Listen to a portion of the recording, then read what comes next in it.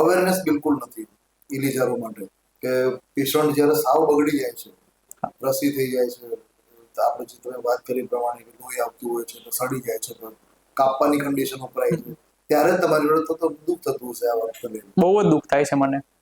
એકચ્યુઅલીમાં ઘણા બધા દર્દી એવી રીતે આવે છે કે સર હું 7 વર્ષથી નથી ચાલ્યો, હું 10 વર્ષથી નથી ચાલ્યો, સર 2 વર્ષથી મેં નીચે જમીન પર પગ જ નથી મૂક્યો, રસી થઈ ગઈ છે, 3 વાર ઓપરેશન કરાયા, 7 વાર ઓપરેશન કરાયા. એક દર્દી 11 ઓપરેશન કરાઈને આવે તો જે લગભગ 8 વર્ષથી ચાલ્યો જ નતો, અને બહુ બધી જગ્યાએથી એને પગ કપવાની સલાહ મળી હતી.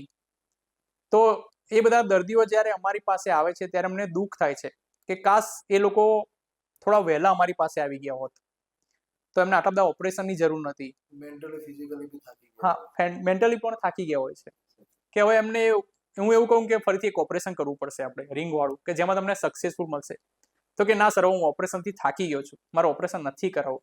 પછી એમને હું મારા બીજા પેશન્ટ જોડે વાત કરાવડાવું કે જો કે આ પણ તમારા જેવું હતું, કે જેમને તમારા જેમ જ ઘણી બધી જગ્યાએથી પગ કાપવાની સલાહ મળેલી હતી. પછી તેઓ એગ્રી થાય કે ના, કે સાહેબનું કામ સારું છે, સાહેબનું રિઝલ્ટ સારું છે, કે હું મારા પગ પર ચાલી શકીશ.